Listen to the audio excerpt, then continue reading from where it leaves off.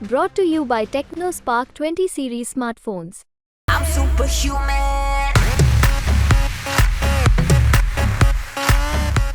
लग रहा है आपको कि खाली चुनाव बीजेपी की तरफ से लड़ा जा रहा है, ऐसा लग रहा है क्या आपको? मतलब खाली लग नहीं रहा है, ऐसा ही हो रहा है। कल खड़गे जी आ रहे हैं कटिहार में, किशनगंज में उनकी 2 जगह सभा है, परसों राहुल जी आ रहे हैं, अब लगातार बिहार में भी सभा होगी।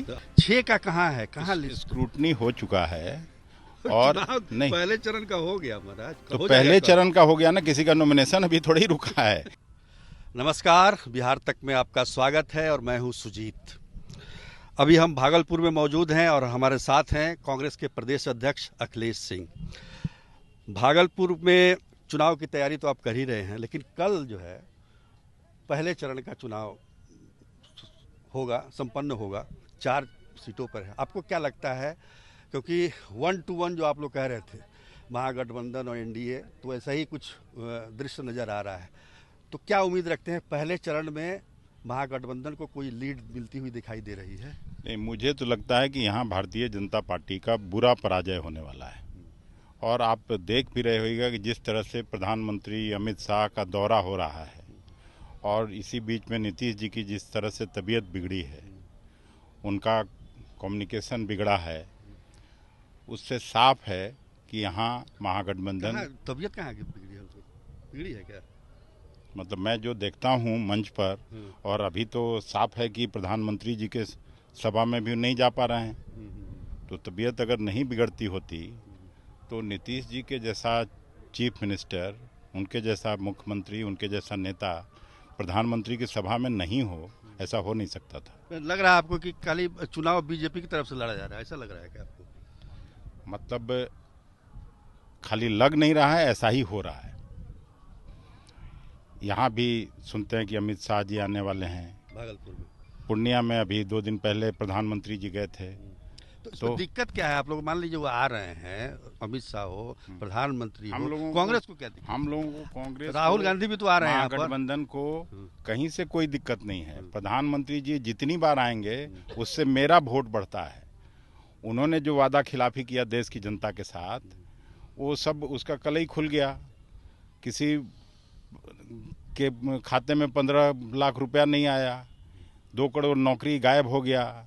सबसे बड़ा जो मुद्दा है वो है महंगाई और बेरोजगारी का, उसकी बात नहीं हो रही है प्रधानमंत्री जी के मंच से, भारतीय जनता पार्टी के मंच से। लेकिन ये सच्चाई है, और जो वो अपना हर जगह बात करते हैं मंदिर का, रामनवमी का, तो ये तो कोई इशू जनता के लिए नहीं है। जब तक एक चीज बताइए अखिलेश जी, पहले चरण का चुनाव समाप्त हो गया, लेकिन कांग्रेस के कोई बड़ा नेता बिहार के दौरे पर नहीं आया। अब आप कह रहे हैं कि 20 तारीख को भागलपुर में आ रहे हैं, तो ऐसा क्या? क्योंकि आप तो महागठबंधन के तौर पर लड़ रहे हैं। कांग्रेस पार्टी, राहुल गांधी आए नहीं तो राहुल जी पूरे देश भर में रैली कर रहे हैं, खड़गे जी देश भर में रैली कर रहे हैं। पहला में केवल 4 जगह चुनाव हो रहा था, ये सच है कि उसमें समय नहीं मिला, उनको नहीं आए, लेकिन दूसरे चरण से शुरू हो गया।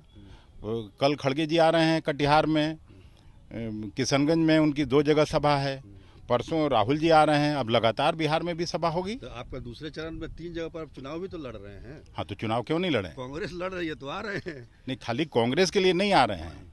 राहुल जी और खड़गे जी के आने का मतलब पूरा महागठबंधन के लिए आ रहे हैं, और अपील भी करेंगे दोनों हर जगह से। जहाँ राष्ट्रीय जनता दल का उम्मीदवार है वहाँ उसके लिए वोट मांगेंगे, जहाँ वाम दल का उम्मीदवार है वहाँ उसके लिए वोट मांगेंगे। चलिए ठीक है। एक सवाल ये भी है मेरा, बड़े दिनों से लोग मतलब है कि भाई कांग्रेस कब सीट बांटेगी, कब किसको उम्मीदवार बनाएगी। 9 सीट मिला आप लोगों को, आप लोग जो ज़्यादा मांग रहे थे 9 मिला, उसमें से अब तक आपने 3 उम्मीदवारों की घोषणा की है। 6 का कहाँ है, कहाँ लिस्ट? स्क्रूटनी हो चुका है और नहीं, पहले चरण का हो गया महाराज, तो पहले चरण का हो गया ना, किसी का नॉमिनेशन अभी थोड़ा ही रुका है, यह होना प्रारंभ भी नहीं हुआ है। इलेक्शन तो लंबा है और मुझे लगता है कि अगले 2-3 दिन में वो 6 सीट भी हो जाएगा। तो ये लगता है कि मतलब कोई आपको नहीं लगता है कि समय मिलना चाहिए उम्मीदवारों को कि अपने क्षेत्र में घूमे, ताकि पहले से दिक्कत कहाँ से आ रही है? इलेक्शन कमीशन केवल 15 से 20 दिन का समय दे रही है, तो उतना समय तो हर कैंडिडेट को मिलेगा। अच्छा, यहाँ भागलपुर में क्या स्थिति है आपकी? आपके अजीत भागलपुर शर्मा में जो कि देखिए, कांग्रेस- भागलपुर परंपरागत रूप से स्वर्गीय भागवत झा आजाद जी लंबे समय तक इस कंस्टिट्यूंसी को रिप्रेजेंट किए हैं। 52 से लेकर 89 तक वो यहाँ कांग्रेस के टिकट पर जीतते रहे। उसके बाद हमको मौका नहीं मिला है। गठबंधन में दूसरी पार्टियों को मिलता रहा, इस बार हम लोगों को मिला है। और मुझे जो एक बार मैं पहले भी आया था और लोगों से बातचीत करने के बाद मैं इस निष्कर्ष पर हूँ कि यहाँ हम लोग भारी मत से चुनाव जीतेंगे। भारी मत से चुनाव मतलब लग रहा है अजीत शर्मा क्योंकि का आप जो भागवत झा आजाद का नाम लिए तो मुझे याद आ गया कि उनके एक बेटे जो हैं वो जेडीयू में हैं, दूसरे तृणमूल कांग्रेस में हैं। तो परंपरा रही नहीं उनकी। मतलब उनके परिवार का व्याख्या करने के लिए उनका नाम नहीं लिया था मैं। भागवत झा आजाद जी टावरिंग पर्सनालिटी थे, इस इलाके के रहने वाले थे, इस राज्य के मुख्यमंत्री भी हुए, भारत सरकार में भी मंत्री हुए और एक कदावर नेता थे कांग्रेस पार्टी के। थे हैं बल्कि अश्विनी चौबे जी, उनका टिकट ही नहीं मिला इस बार। हाँ, तो उनको तो रोते हुए वीडियो पर देखा। आज भी कई जगह मैं गया हूँ तो खास करके ब्राह्मण मतदाता निश्चित रूप से भागलपुर उसको में- लेके भी दुखी हैं। भागलपुर को रिप्रेजेंट किए हैं, नहीं तो वो तो बक्सर से वो भी बड़े नेता थे। हम जब पटना यूनिवर्सिटी में आए थे साइंस कॉलेज में तो वो स्टूडेंट यूनियन का चुनाव जीते थे और तब से लगातार यहाँ से एमएलए होते थे, मंत्री हुए बिहार सरकार में। फिर वहाँ जाके ये हुए, उनका क्या अपराध था कि टिकट कट गया? तो आपकी सहानुभूति है। जो ऑब्वियसली सहानुभूति, आज से मैं उनको जानता हूँ। बोले तो कि मैं पटना यूनिवर्सिटी में वोटर था। चलिए, पार्टी भले ही अलग हो, सहानुभूति है आपकी। तो आज के लिए इतना ही, तब तक के लिए नमस्कार।